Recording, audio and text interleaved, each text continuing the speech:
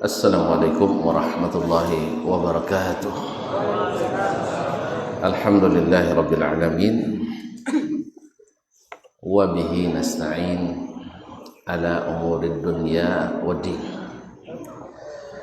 Ashhadu an la ilaha illallah wahdahu la syarika lah waliyus salihin wa khaliqul khalqi ajma'in wa raziquhum wa ma min dabbatin fil ardi illa 'ala Allahi rizquha wa ya'lamu mustaqarraha wa mustawda'aha kullun fi kitabin mubin. Wa asyhadu anna Muhammadan abduhu wa rasuluhu shadiqul amin sallallahu alaihi wa ala alihi tayyibin wa azwajihi tahirati ummahatil mu'minin wa ashabihil kiramil ghurril mayamin والتابعين لهم بإحسان إلى يوم الدين أما بعد فأوصي نفسي وإياكم أيها المسلمون وأيتها المسلمات بتقوى الله عز وجل رب الأرض والسماوات فإنه قد فاز المتقون يا أيها الذين آمنوا اتقوا الله حق تقاته ولا تموتن إلا وأنتم مسلمون. Bapak dan ibu-ibu, saudara-saudara dan saudari, kaum muslimin dan muslimat, al-hadirin wal hadirat, wal musyahidin wal musyahidat, jemaah salat maghrib dan insyaallah isya di Masjid Imam At-Tirmizi rahimahullah Bangkinang, ataupun yang menyaksikan melalui media dimanapun berada, yang mudah-mudahan semuanya senantiasa dalam limpahan rahmat, nikmat dan karunia Allah SWT. Bersyukur kita kepadanya, kita masih diberikan nikmat yang besar ini. Sebesar-besar kebaikan setelah iman kepada Allah dan menunaikan kewajiban-kewajiban kita adalah nikmat menuntut ilmu, sehingga jalan kita terang, keyakinan kita kuat, tidak goyah oleh terpaan ataupun hantaman badai sekuat apapun. Mudah-mudahan Allah SWT berikan kita ilmu yang bermanfaat, amal yang saleh, serta niat yang ikhlas. Ma'asyarul kiram, masih bersama Imam An-Nawawi rahimahullah. Setelah kita mengucapkan salawat dan salam kepada Rasulullah, dalam bab bayani kathrati turuqil khair, bab banyaknya jalan-jalan kebaikan. Subhanallah, karena memang untuk masuk surga itu perlu banyak kebaikan. Oleh itu Allah mudahkan, karena Allah ingin kita mendapatkan. Allah ciptakan dan Allah ingin kita mendapatkan. Allah tidak membatasinya, bahkan membuka kesempatan seluas-luasnya untuk berlomba berfastabiqul khairat. Buktinya dalam banyak hadis disebutkan, bahkan juga ayat-ayat Al-Quran, kalau kita berbuat kebaikan dibalas dengan kelipatan-kelipatan. Buat keburukan kalau dilakukan hanya sekali lipat saja, hanya sekali dituliskan satu keburukan. Tapi kalau kebaikan dilipat gandakan, ya kan? Berinfak kita 500.000 misalnya, ada mati tadi dia nak pun nak buh lah cukup alah. Jangan cakap orang kehilangan juga di Moka. Jadi bosu ada orang kawan dia di Jakarta, telepon kami dia, hubungin kami dia. Nang kehilangan wawak lah, kebenduyan. Tangan jawab itu dia cakap orang. Itu tak ada lah. Esok lah. Tapi jangan telak. Ada gembirakan ya deh. Kaum muslimin dan muslimat dirahmati Allah. Jadi Allah, bila kita berikan, misal tadi 500.000, 100.000, bahkan 1.000, Allah lipat gandakan sampai 700 kali lipat. Tapi kalau sempat ada di antara kita yang mencuri misalnya, la qadarallah, mencuri 1000, dihitung dosanya hanya 1000. Jelas Bang? Kalau gitu cilok 1000 tuh infakkan gitu, enggak boleh juga. Karena Allah tidak menerima kecuali yang baik. Nah, itu masalahnya. Allah tak terima kecuali yang baik. La yaqbalu illa thayyiban. Oleh sebab itu cari yang baik dan insya Allah dapat yang baik-baik. Nah, ini dapatnya dengan ilmu kaum muslimin dan muslimat yang dirahmati Allah, ilmu yang menghasilkan amal, bukan ilmu retorika, ilmu orasi, tidak, tapi ilmu yang terbukti dalam alam nyata. Nampak perubahan pada diri kita. Makanya saya kalau ngajar kadang dengan mahasiswa, setelah saya jelaskan, udah jelas, udah siap berubah juga. Siap berubah. Kebanyakan belum siap. Apa sebab? Belum berani. Kenapa tidak berani? Karena sendiri. Ada sendiri. Teringatnya kalau pulang kampung, tuh boba kaji. Boba gaji. Jadi oleh sebab itu kaum muslimin dan muslimat belum siap. Tapi setidaknya dia sudah mendengarkan kebenaran dengan dalilnya, mendengarkan dengan hujah-hujahnya. Suatu saat nanti Allah mudahkan insyaallah taala. Karena memang tak semua langsung mudah. Tapi sebenarnya sangat mudah. Dia satu kebaikan berlipat ganda. Oleh itu kepada mohon kepada Allah SWT, mudah-mudahan semakin dimudahkan Allah untuk kita. Amin ya rabbal alamin. Ya, kita bersyukur terus. Mudah-mudahan dari sedikit lama-lama menjadi bukit, dari kecil menjadi besar, dari lemah menjadi kuat, daripada difitnah besok tukang beri fitnah. Enggak. Daripada habisnya difitnah, habis itu diterima. Karena memang begitulah proses dari seluruh dakwah Nabi dan Rasul alaihi wassalatu wassalam. Ya, awalnya ditolak, difitnah, ditentang, bahkan sampai perang. Nabi juga dituduh. Ya, mereka yang memerangi, Nabi yang dituduh. Biasa, dia yang berbuat, awak yang disalahkannya. Allah musta'an. Ma'asyiral kiram, kemarin sudah disebutkan di beberapa ayat tentang banyaknya pintu-pintu kebaikan, jalan-jalan kebaikan. Sebagaimana biasanya Al-Imam rahimahullah setelah menyebutkan beberapa ayat sebagai contoh, lalu beliau sebutkan pula hadis-hadis tentang itu. Ayat adalah hukum-hukum normatifnya, kaidah-kaidah umumnya. Aplikasinya terdapat dalam sunnah Nabi sallallahu alaihi wasallam. Wa ammal ahaditsu fa katsiratun jiddan. Berkata Imam An-Nawawi rahimahullah, adapun hadis tentang banyaknya jalan kebaikan itu banyak sekali. Wa hiya ghairu munhasirah, tidak terbatas. Karena memang agama ini adalah agama yang penuh dengan kebaikan.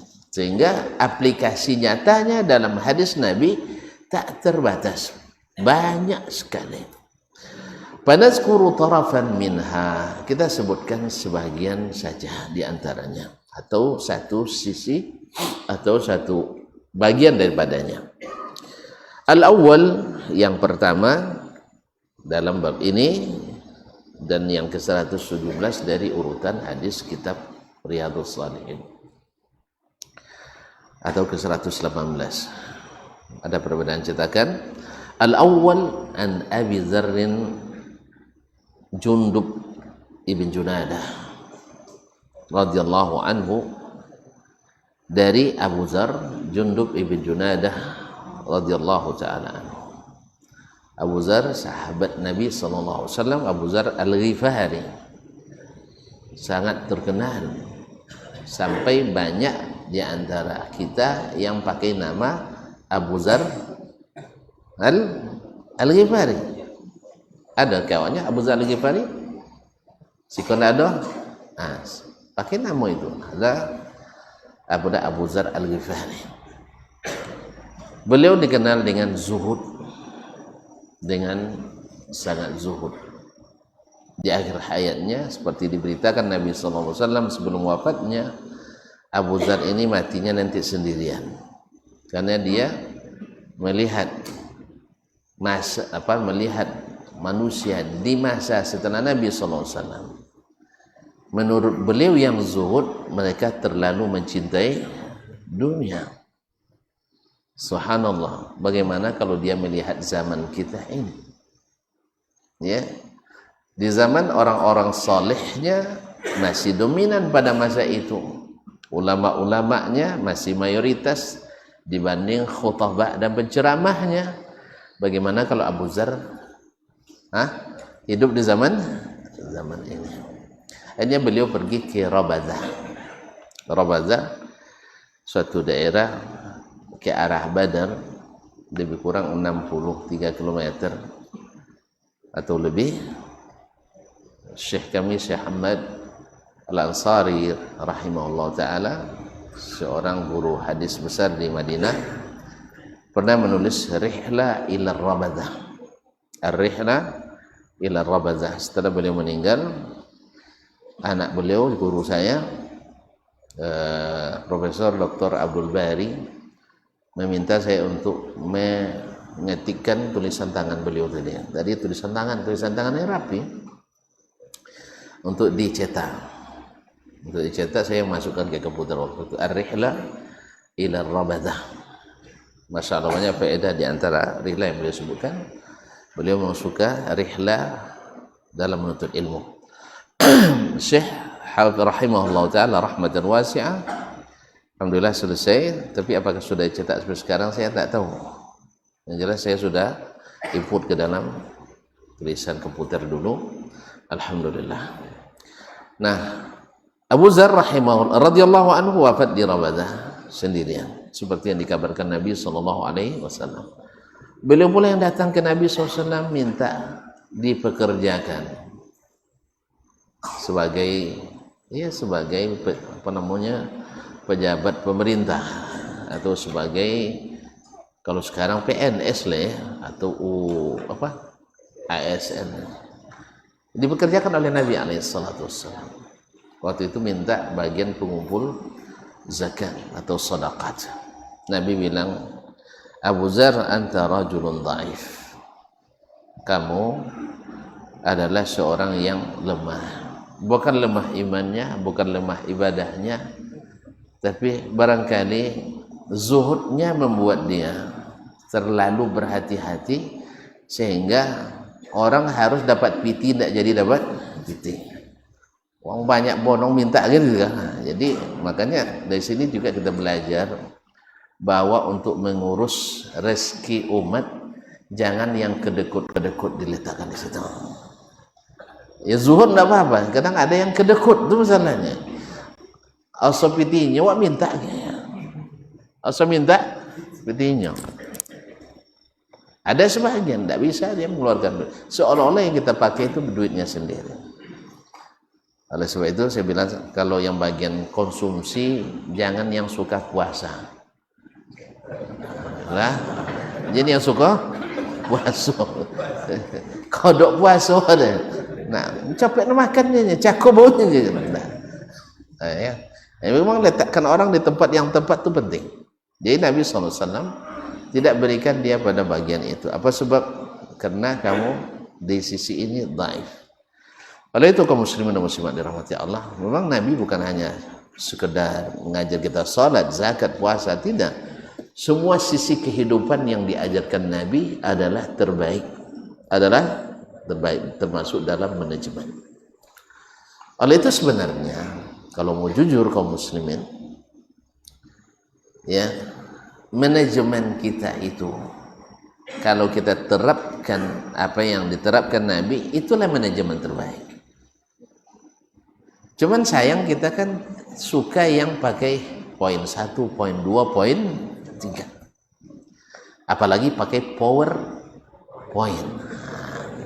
Itu masalahnya, pakai PowerPoint. Yang suka definisi panjang, definisi banyak tapi isi kurang. Banyak definisi tapi isi kurang. Nah, di Nabi adalah terapan utamanya. Kemarin sudah saya katakan di sebagian kawan, Nabi alaihissalam strateginya kami dalam kurs daurah manajemen, ilmu mendasar manajemen di Madinah, kami yang latih waktu itu motivator internasional di Ma'ar Rayyan. Orang bilang juga, wah tidak pandai manajemen ini ya, sertifikat nawa sekopornya. Nah, kalau sertifikat, jadi kaum muslimin dan muslimat dirahmati Allah. Lalu dari seluruh peserta dia sebutkan, coba sebutkan manajemen yang terdapat dalam hadis-hadis Nabi. Lalu masing-masing menyebutkan, ini hadis, menyebutkan ini hadisnya. Lalu dia sebutkan manajemen yang diambil dari manajemen orang barat dan sebagainya. Subhanallah, ternyata kita punya lebih dari mereka. Yang mereka punya, kita punya semuanya. Yang sebagian kita tidak punya, mereka tidak punya. Cuman sayang, kita terlanjur silau, akhirnya hilang yang kita miliki, dan baru dikatakan pandai manajemen bila sudah dapat sertifikat ISO 2001. Itu sampai sekarang juga, sampai kepada ilmu kita juga harus diukur dengan yang namanya Scopus, Tasinta dan sebagainya, yang intinya merujuk kepada orang-orang yang sebenarnya kita punya kelebihan lebih dari mereka. Ala kulli hal, zaman kita tidak paham agama kita, itulah hasilnya.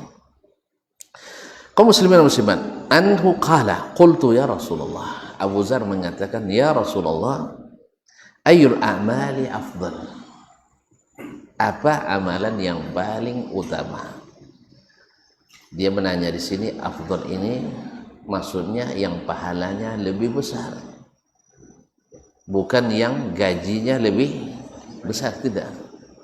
Sebab sahabat kalau dunia, mereka tidak nanya ke Nabi, segan mereka nanyanya, sebab orientasi mereka memang bukan dunia. Yang kedua, dunia ini tanpa diorientasikan juga mesti kita dapat, nggak perlu terlalu diorientasikan. Banyak orang tamat pondok tiba-tiba jadi ahli ekonomi. Banyak pula orang yang tidak tengati agama jadi ngurus agama juga dia. Allah Ustaz. Qala al-imanu billah, sebaik utama amal itu adalah al-imanu billah, iman kepada Allah. Berarti iman itu disebut oleh Nabi amal. Ini juga menolak pemahaman sebagian golongan kaum muslimin yang mengatakan iman itu tidak terpengaruh oleh amal, seperti orang-orang murji'ah yang mengatakan iman itu hanya membenarkan dan meyakini, tidak ada hubungannya dengan amal perbuatan kita. Oleh sebab itu bagi mereka imannya iblis sama dengan imannya Abu Bakar. Apa sebab? Karena sama-sama membenarkan Allah SWT. Nah, sama-sama membenarkan Allah Taala. Sedangkan ahlus sunnah, dari sunnah kita paham bahwa iman itu berkaitan dengan amal. Ini contohnya Nabi menanya, Abu Dzar bertanya, ayyul a'mali afdal, amalan apa yang paling afdal? Dijawab oleh Nabi, al-iman. Berarti iman adalah amalan. Oleh sebab itu iman itu adalah amal juga. Jadi iman itu didefinisikan oleh para ulama adalah al-iqraru at-tasdiqu bil qalbi wal iqraru bil lisani wal amalu bil arkan, yazidu bit ta'at wa yanqusu bil ma'siyah. Iman itu adalah membenarkan dalam hati, kemudian mengikrarkan dengan lisan, dan mengamalkan dengan anggota tubuh. Bertambah seiring bertambahnya taat, berkurang seiring bertambahnya maksiat. Oleh sebab itu selalu orang katakan, apa dia buat itu? Dia tengah turun iman kini. Kan itu tengah turun iman kita. Turun pula amal kayak kita. Oleh itu kaum muslimin dan muslimat dirahmati Allah, membenarkan saja itu tidak cukup. Sebab Abu Talib membenarkan Nabi SAW, tapi tidak mau mengikrarkannya. Nabi katakan, "Qul ya am syahad la ilaha illallah kalimatan uhajju bika laha indallah." Katakan kalimat la ilaha illallah yang akan jadi hujjah bagiku untuk membelamu di hadapan Allah tabaraka taala. Tapi dia tidak bisa. Bal ala millati Abdul Muttalib. Demikian juga ikrar dan amal juga tidak berguna bila tidak dibenarkan dengan hati. Makanya orang-orang munafikin di bawah pimpinan Abdullah bin Ubay bin Salul di Madinah, mereka tidak termasuk orang beriman karena mereka mengikrarkan, beramal, ikut salat, bahkan ikut berjihad bersama Nabi sallallahu alaihi wasallam, tetapi hatinya tidak menerima. Hatinya tidak menerima. Makanya kalau ada kemarin orang kita yang mengatakan saya tetap salat tapi saya tidak percaya wajibnya salat, kita katakan kepadanya, lebih baik kamu tidak salat tapi percaya wajibnya salat. Ya, imani wajib salat, jangan salat. Saya tidak nyuruh tidak salat ini. Daripada dia salat tapi tidak beriman dengan wajibnya salat. Sebab tidak mengimani wajibnya salat, tidak ada khilaf di antara ulama, ini matinya dalam keadaan demikian, mati dalam keadaan dia kafir pula. Mengkafirkan orang, tuan-tuan, orang Islam dikafirkan. Nah, itu masalahnya. Sedak macam itu gitu. Sedak kita macam itu. Tapi nomornya, ya itu buku fikih saudara. Orang yang seperti ini tidak meyakini wajibnya salat sekalipun salat, maka tidak diterima salatnya dan mati dalam keadaan kafir. Tapi kalau orang mengimani wajibnya salat lalu kadang-kadang tidak salat, ini hukumnya diikhtilafkan oleh ulama. Jumhur mengatakan, Malik, Ahmad, Zahiri, Ahlul Hadis mengatakan bahwasanya dia keluar dari Islam. Tentu saja disuruh bertobat dulu, suruh dia salat. Sedangkan Imam Asy-Syafi'i rahimahullah dan Abu Hanifah mengatakan tidak. Cuman hukumnya berbeda di antara keduanya. Imam Asy-Syafi'i rahimahullah, dia tidak kafir tetapi tak murtad, tetapi wajib dihukum oleh pemerintah. Oleh pemerintah. Bahkan boleh sampai dilenyapkan. Kalau Abu Hanifah tidak, boleh dihukum dengan apapun tapi tidak sampai dilenyapkan. Berarti ada hukuman yang ringan? Tidak ada. Oleh sebab itu kaum muslimin dan muslimat, imani dia, beriman kepada salat itu, setelah itu ikuti dengan mengerjakannya. Dan lebih parah, tidak meyakini daripada tidak mengerjakan. Meyakini wajibnya lalu tidak dikerjakan lebih ringan daripada mengerjakan tapi tidak meyakini. Anda jadi orang munafik. Sebenarnya lisannya itu menunjukkan bahwa saya ini munafik. Allah yang buat dia membuktikan dirinya itu munafik. Kan selama ini kita kan menyangka kan, karena tindakannya semuanya adalah menolak dan menjelekkan Islam dan kaum muslimin. Kita katakan dia orang munafik ini. Nah, cuman dia mengucapkan langsung ucapannya tadi, saya tetap sholat tapi tidak percaya wajibnya sholat. Betul rupanya. Betul rupanya. Alhamdulillah. Semoga Allah berikan taubat kepadanya dan dikembalikan kepada Islam dengan sebaik-baiknya. Amin. Ma'asyiral kiram yang dirahmati Allah. Masuk waktu pula. Mik udah bagus tapi waktu cepat masuk. Tapi azan dulu, kita lanjut setelah azan.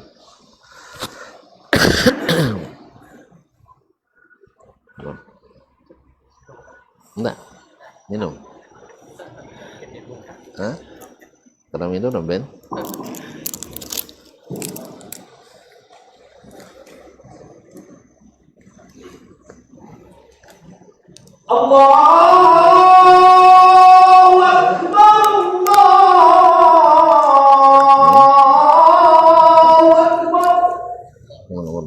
Mana kata?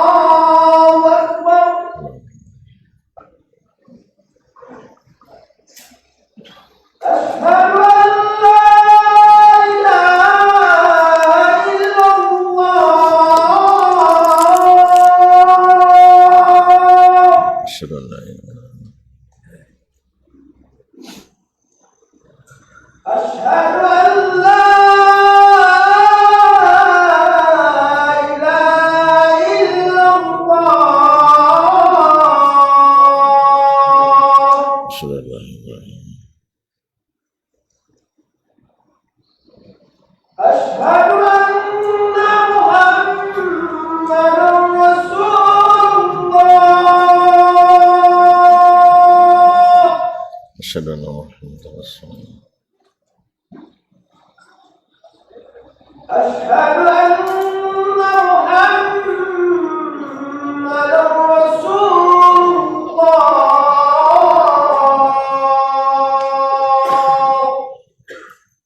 Asyhadu anna Muhammadar Rasulullah. Hayya 'alas shalah.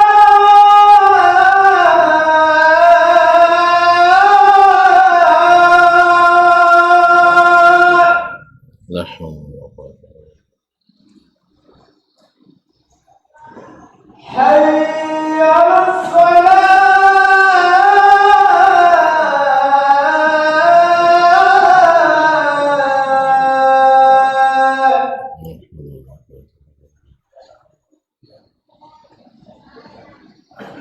Hayya 'alal falah.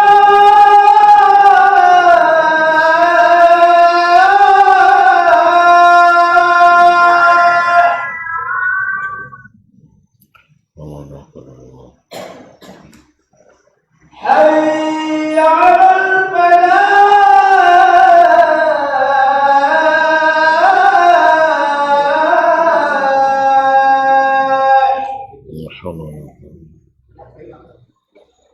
Allahu akbar,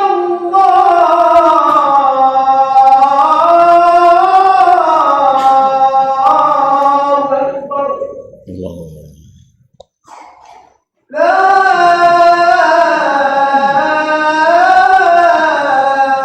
ilaha illallah.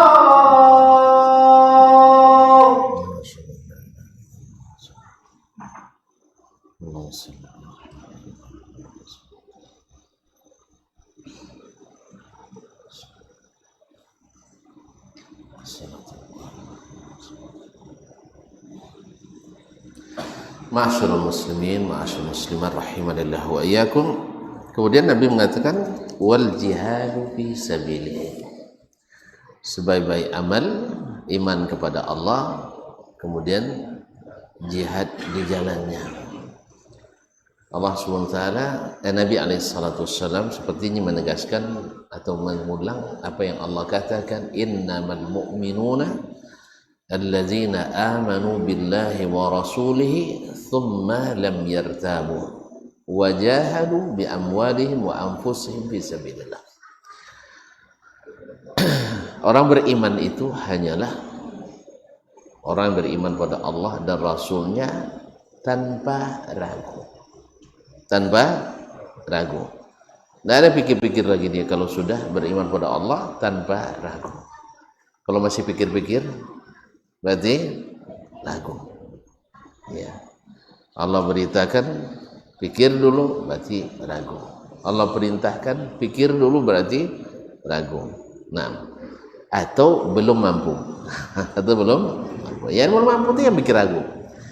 Kemudian wajahadu fi sabilillah bi amwalihim wa anfusihim. Kemudian berjihad di jalan Allah dengan harta dan jiwanya. Ma'asyil kiram.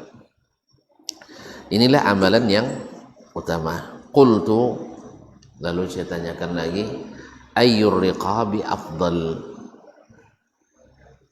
Hamba sahaya yang paling utama yang mana? Maksudnya memerdekakan hamba sahaya yang mana yang paling afdal? Karena di antara amalan yang besar adalah memerdekakan hamba sahaya.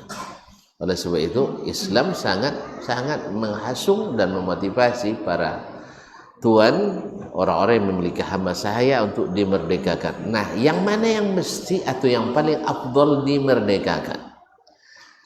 Dijawab oleh Nabi SAW, qala anfasuha inda ahliha wa aktsaruha thamanan. Yang paling berharga di kalangan keluarganya, maksudnya di antara yang paling berharga di mata tuannya. Mana hamba sahaya yang paling berharga itu?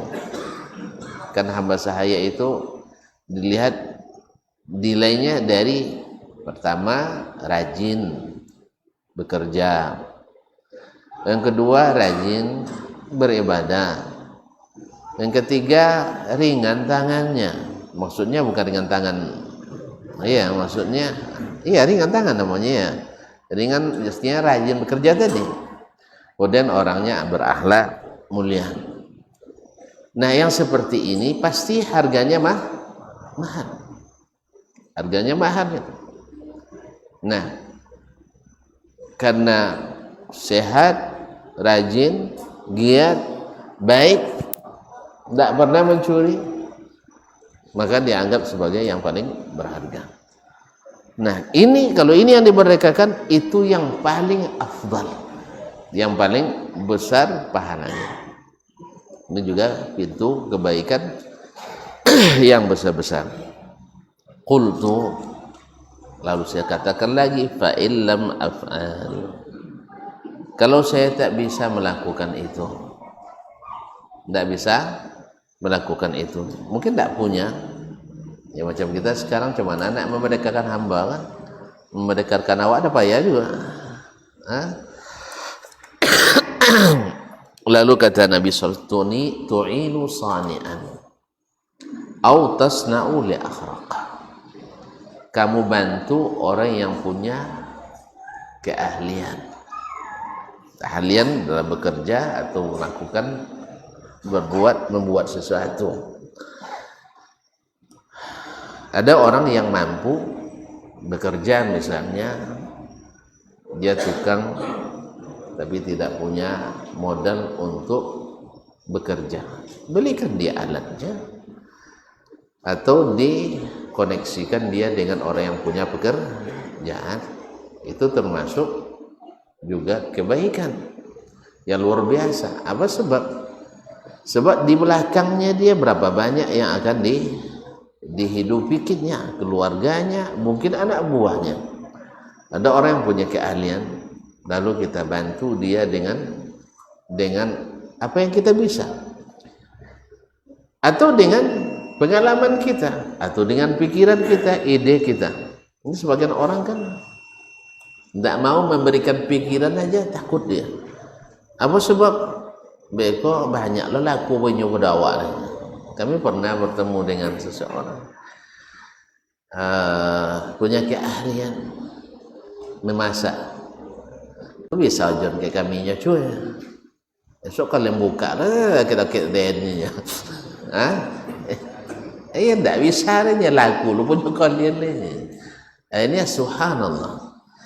Ini kaum muslimin dan muslimat dirahmati Allah. Padahal yang ilmu yang kita ajarkan itu, ya, lalu lebih berhasil dia dari kita. Awas tak kan lupa ke awak kan? Iya. Kalau yang mereka tutup lah kada acurnya dia jalannya kan. Nah, enggak. Dia acu istirahat je lah cak dan mengojong sono. Acu lah bajaso itu kan. Jadi kalau ini yang dikedepankan, tidak ada lagi saling hasad di antara kita. Ya, ada yang sebuah perusahaan mall besar di Mekah. Tuan-tuan kenal bin Daud yang ke Mekah tahu kan? Nah. Lalu ada perusahaan mall yang lain buka mall pula di depan mall bin Daud. Coba bayangkan. Kalau awak ngege nengok ya. Kan kita kan ngege lah dapat lo saingan. Tapi apa yang dilakukan oleh pemiliknya atau manajernya, dia kirim anak buah mereka membantu menyusunkan barang-barangnya. Dengan juga mengirimkan makanan bagi pekerja yang bekerja di situ. Sejak mulai membangun gedungnya sampai menyusun barang-barang yang baru sampai. Ini tolak. Oke, itu kaum muslimin muslimat dirahmati Allah. Walaupun ada juga persaingan, ada persaingan pula. Ya, bukan dia, tapi ini yang lain lagi. Manusia kan banyak, tidak semuanya orang baik kan. Ini yang baik ya kita sebut kebaikannya, yang buruk ada juga. Ada seseorang membuka tempat jual coklat dan cake, brownies dan sebagainya, dan lumayan laku gitu. Datang orang yang lebih punya modal lebih besar daripadanya, dibukanya kiri dan kanan, kiri dan dikepung lah ya ini. Di sini diskon 50%. Di sini pokoknya hendak menutup ini. Lalu pinternya yang di tengah ini ditulisnya di situ al-madkhal ar-raisi, pintu utama. Sebelah sini diskon 50%, di sini banting harga cuci gudang. Pinternya yang di tengah yang diapit tadi kan dia orang itu kan hasad ke dia kan, akhirnya dikepung dia dari kiri dan kanan. Ada tulisnya di depan al-madkhal ar-raisi, the main entry, tempat masuk atau pintu masuk utama. Akhirnya orang mengira kalau diskon 50% banting harga itu ini pintu masuk utama.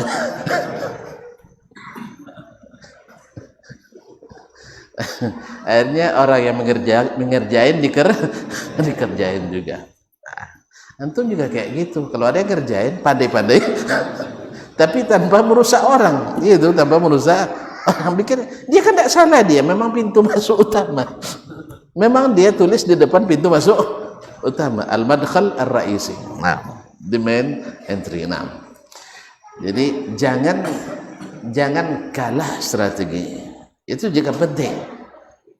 Dan dalam berbisnis, berdakwah, berinteraksi sosial, kita yang diandalkan bukan hanya kekuatan fisik, kekuatan otot, tidak, harus juga memainkan strategi-strategi. Di sinilah pentingnya kita berlatih dalam segala bidang. Ilmu komunikasi harus kita pelajari, ilmu manajemen harus kita tahu, ikut juga sampai memperbaiki listrik ini. Saya ikut juga saya. Ya, kalau nilai waktu itu excellent Ustaz, mumtaz. Nah, cuman jangan suwujudna naik oleh. Jangan suwujudna naik oleh karena buangin doang. Pernah di rumah di Peti Tujuh itu kan, usah mesin dia teh mesin ayu kan. Lope manjik kata, nampak dia jemaah Ustaz, suara orang lain je. jin awak isodot. Ayo lo so ya. Iya, nanti kalau jatuh Ustaz banyak yang rugi katanya. Iya, badan kan kadang kan. Badan besar begini manjat-manjat kan bahaya. Jalenya makanya jin suwo aja dia notom berasing datir-datir. Jelas? Hah? Oh, kalau latihan awak ada apa? Kalau latihan uang ini jatuh hati latihan orang. Jadi ada sebab itu kaum muslimin semua. Anda pelajari itu. Sebab prinsip saya waktu itu walaupun tak berguna tapi tidak mendatangkan mudarat. Ya pengetahuan kita itu tidak pun terpakai tapi tidak datangkan mudarat. Tapi lebih sering berguna ketika disuruh mengajukan misalnya berkas. Nah, masukkan berkas sebanyak-banyaknya. Kawan masukkan 15 kertas, awak 67 kertas. Semua saya masukkan. Nah, sertifikat. Itu mana kan tak luruh. Tahulah tuh. Jadi kaum muslimin dan muslimat dirahmati Allah. Jadi kalau kau tak bisa memerdekakan hamba berjihad, tak bisa. Tentu punya keahlian, ajarkan kepada yang tidak punya keahlian tadi. Au tasna li ahram. Atau engkau yang buatkan untuk orang yang tidak bisa membuatkannya. Itu juga suatu kebaikan. Ada orang tidak pandai, kita ajarkan. Jangan justru ketika orang butuh kita tidak mengajarkan. Ada juga sebagian teman, tolonglah ajarkan saya setting ini. Nah, kojong je lah, lu beko lah sudah dan tolong. Pas sudah tidak mau mojon. Sirinya. Hah? Baca abu ibu hati jebongi. Apa sebab? Awaklah sudah nak belajar di awal. Dia belajar dia ngojong suanya. Selo banglah sudah. Indah mojon doamu mengojong apa lain. Nah. Tapi subhanallah memang dalam segala kesulitan ada kemudahan. Di saat yang sama Allah kirim yang lebih ahli. Akhirnya dapat belajar dan juga bagian kita dikerjakannya dan gratis lagi, dibayar tidak mau. Alhamdulillah. Jadi ngibongin abang, apa? Tidak pakai marah-marah. Nah, karena kita selalu diuji Allah SWT, maka ujian itu harus ditempuh dengan tenang. Tidak perlu marah-marah, tidak perlu mencak-mencak, apalagi maca-acak. Nah, tenang saja. Karena Allah berjanji inna ma'al usri yusra wa innal faraja ma'asyiddah.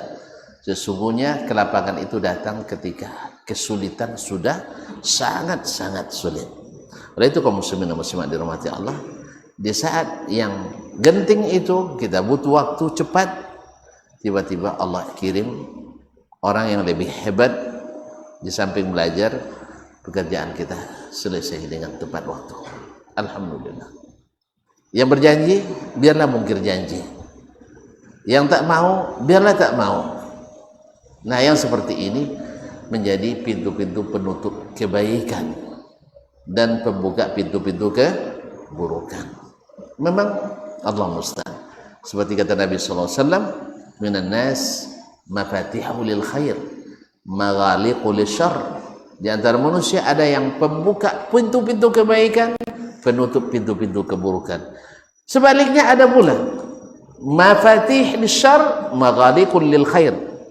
Pembuka pintu keburukan, penutup pintu keburukan, pembuka pintu keburukan. Penutup pintu kebaikan dan pembuka pintu keburukan. Ya, yang sudah bagus, yang sudah baik dirusak, yang buruk tambah buruk. Allah musta'an.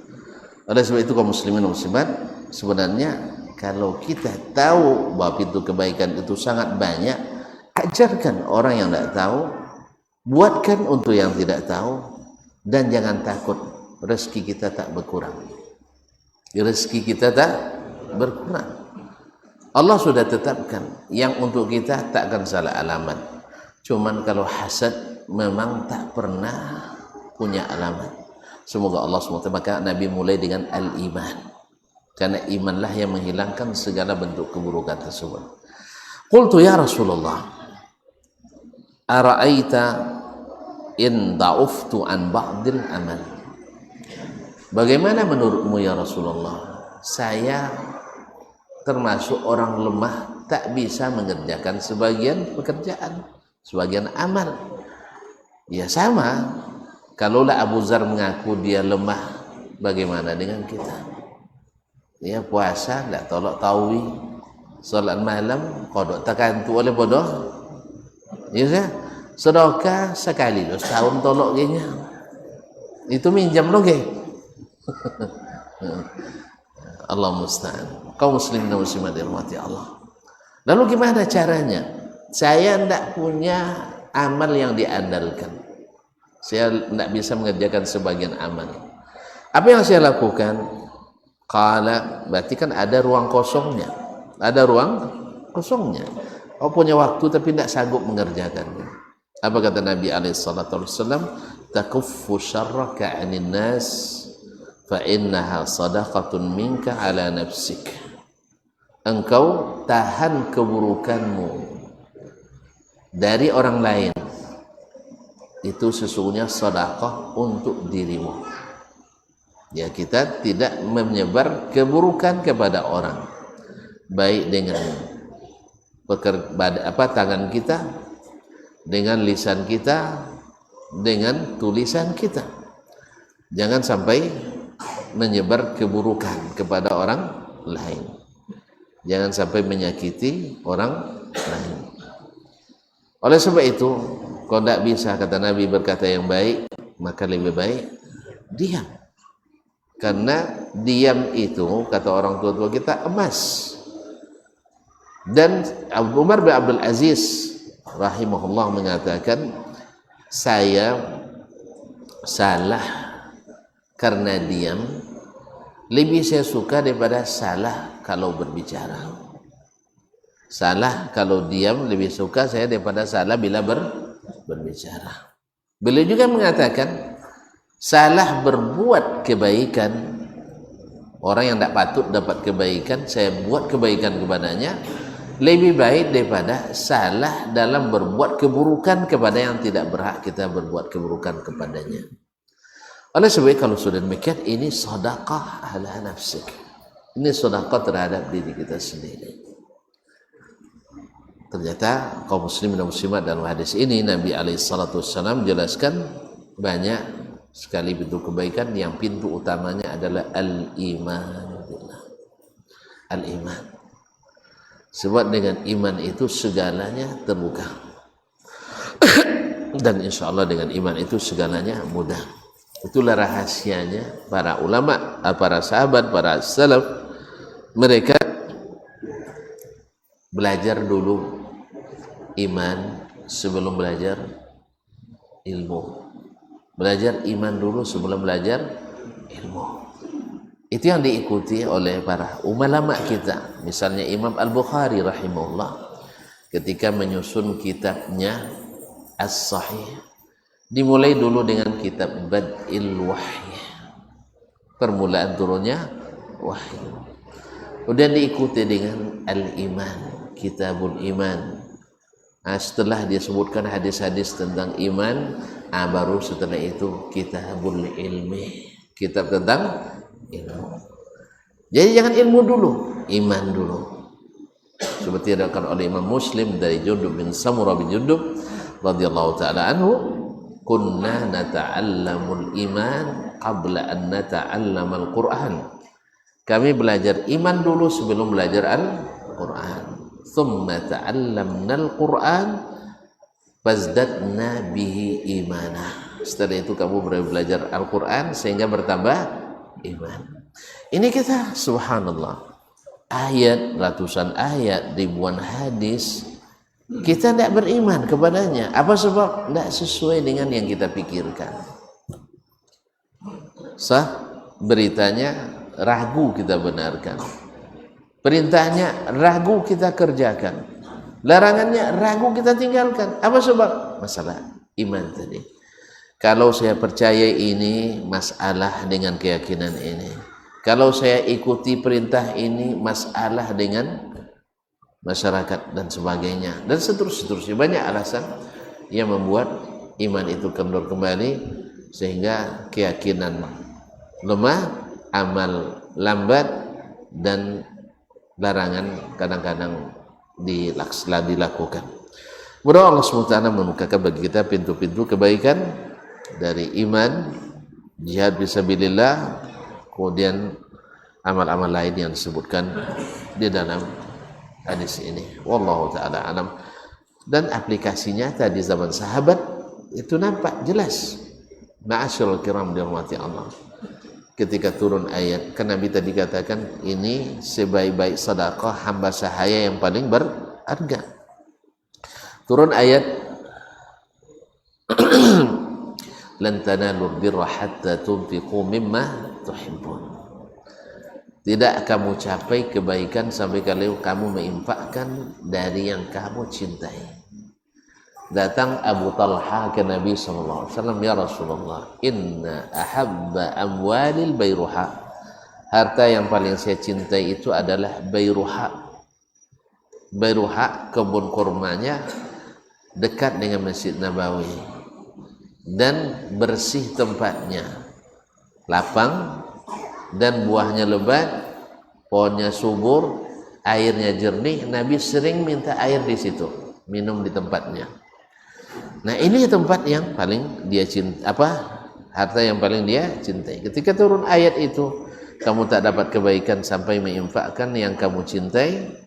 Dia datang ke Nabi SAW, ya Rasulullah, harta yang paling cintai bayruha.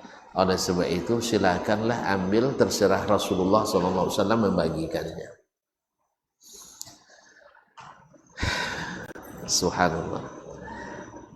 Lalu kata Nabi SAW, bakhin malun rabih. Ini harta yang beruntung. Apa kata Nabi SAW? Ara anta jalaha fi qarabatik. Infakkan dia kepada karib kerabatmu. Subhanallah. Ternyata infak terbaik adalah kepada kerabat kita. Maka dia jadikan dia sebagai infak atau wakaf untuk para kerabatnya. Subhanallah, Nabi SAW menganjurkan kepadanya pintu yang terbaik di antara pintu-pintu yang baik itu adalah menjadikannya untuk kerabat. Abdullah bin Umar radhiyallahu anhu, bila dia mengagumi sesuatu yang ada pada dirinya, langsung dia sedekahkan. Kalau dia punya cincinnya dia suka sampai sering ditengok, dia sedekahkan. Kalau dia punya kendaraannya sering disayang-sayangnya, maka dia sedekahkan. Itulah Abdullah bin Umar radhiyallahu taala anhu. Apa sebab? Iman tadi. Ia kan seperti kata penulis Adabus Salaf fi Ta'amul Ma'an Nas, kalau bukan karena diriwayatkan kepada kita dengan sanad yang sahih, ini seolah-olah alam mimpi. Awak lebih baik kau pas ambil lado, bola sama atunya kan, atulah hebat kita. Iya kan boh sama atu. Pas panen sawit bola satangkai. Kemana kan di bola sawit satangkai itu. Kaum muslimin dan muslimat dirahmati Allah SWT. Tapi alhamdulillah, walaupun tidak seperti mereka, kata Anas ibn Malik, tapi kita mencintai mereka. Bukti cinta kita tidak melampaui apa yang mereka lakukan, apa yang mereka perintahkan. Itulah cinta. Ya, kita tak akan merasa lebih hebat dari mereka, maka kita pun tak berani melampaui apa yang mereka kerjakan. Wallahu ta'ala alam wa sallallahu ala nabiyyina Muhammad wasallam. Atau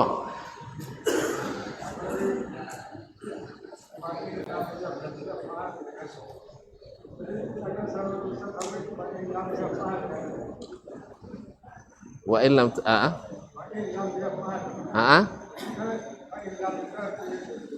Fa'illam dari kata in lam, maka, in jika, lam tidak. Fa'illam taf'al, jika kamu tidak bisa melakukannya, gitu ya. Nah, Allah barik. Jadi kalau tidak bisa melakukan kebaikan, maka tahan lisan, tahan keburukan kita dari orang lain. Ya. Nggak kan bisa misalnya nolonginnya tidak jadi cuma ini. Ya sudah jawab. Ya sudah dan misalnya. Ini sama sekolah jawab. Nah ikut jo kojonya kan ini. Kadang ya begora, tapi kadang-kadang kasuh gora. Ya. Kadang tersinggung kawan kan, kalau pokoknya pandai-pandai lah nyado gora balobio kadang kan dia nak buat golak tapi akhirnya tidak tahu golak oleh kawan. Nah Allah musta'an. Oleh itu kaum muslimin dan muslimat dan hadirat, maka tahan kita dari menyakiti orang lain. Cara tu jadinya. Kalau kan nak gimangi kalau mak jangan kalau dulu. Bololok je jangan cak buah. Atau beras yang ambil sapu sepai umar. Ya sepai umar. Tapi jangan gimangi dalam umar sapu je. Ambolah bagi ke uang, dah bagi ke umar le nak. Jadi malah salah berdambin je kan. Nyapu lemari so nak ketangkit di sapu tu kan. Tak jadi tu dah. Nah. Baik. Allah musta'an. Barangkali bisa dipahami dengan baik. Mudah-mudahan Allah kuatkan kita untuk melaksanakannya dengan baik. Amin ya rabbal alamin. Subhanakallah bihamdik, asyhadu an la ilaha illa anta astaghfiruka wa atubu ilaik. Wassalamualaikum warahmatullahi wabarakatuh.